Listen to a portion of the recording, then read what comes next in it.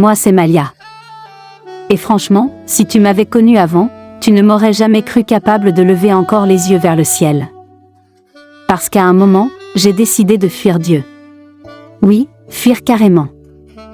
Je me disais, à quoi bon prier si rien ne change? Chaque jour, c'était galère sur galère. Maman malade, pas d'argent, pas de boulot. Et les gens de l'église, là, toujours à dire, Dieu va faire. Mais Dieu ne faisait rien pour moi. Alors un matin, j'ai enlevé ma croix du cou. J'ai levé les yeux au ciel et j'ai dit, Seigneur, si c'est toi qui commandes ma vie, alors tu dors trop. Malia commença à fréquenter les endroits chics de la capitale, très souvent par invitation de sa copine Marina, qui lui répétait « Viens, tu verras, ça peut t'ouvrir des portes, et qui sait, un sugar daddy pourrait te tomber dessus. » Malia n'était pas naïve. Elle voulait juste un aperçu d'une vie de luxe sans effort, et Marina semblait savoir comment ça marchait. Un soir, lors d'une de ces soirées, son attention fut attirée par un homme. Il était entouré de femmes, élégant, sourire énigmatique. Et surtout, il distribuait des billets comme une fontaine. L'appât parfait.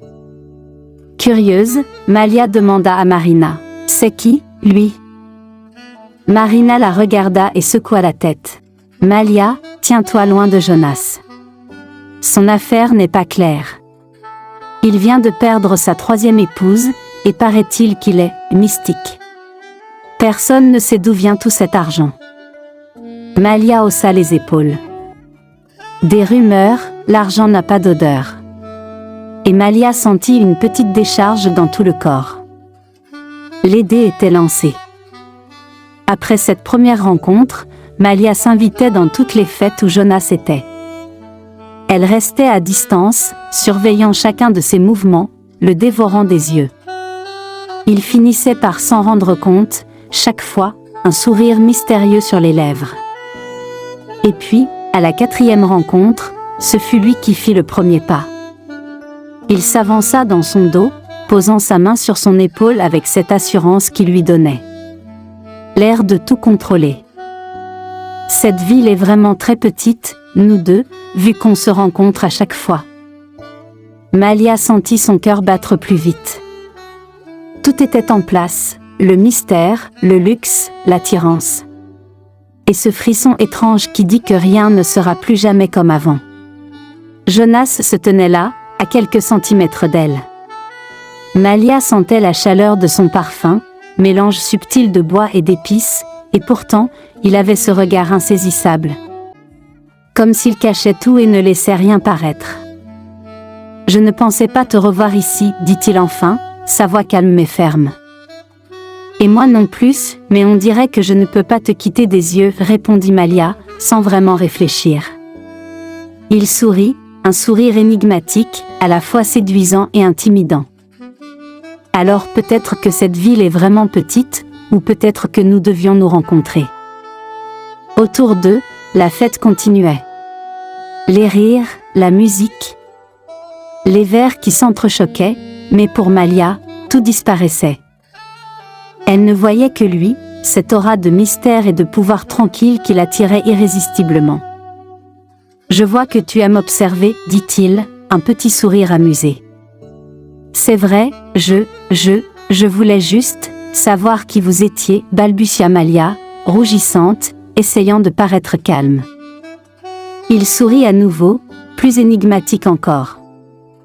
Tu es différente, presque effrontée. Peu de gens osent me regarder ainsi. Malia sentit son cœur battre plus fort. Elle ne savait pas s'il se moquait d'elle ou si c'était vrai. Mais peu importait. L'argent, le mystère, cette aura, tout cela la fascinait. Elle voulait en savoir plus. Alors, que faites-vous dans la vie, Jonas, osa-t-elle demander, un peu plus confiante. Il haussa les épaules, toujours ce sourire indéchiffrable. Je voyage beaucoup, je rencontre des gens, et parfois, je laisse les gens venir à moi. Malia sentit un frisson parcourir son corps.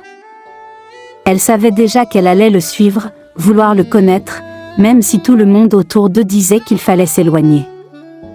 Cette première vraie conversation, simple et mystérieuse, avait allumé la flamme. Et pour Malia, il était clair, elle ne le lâcherait pas de sitôt, peu importe les rumeurs, peu importe les dangers. La vie de Malia avait changé du tout au tout.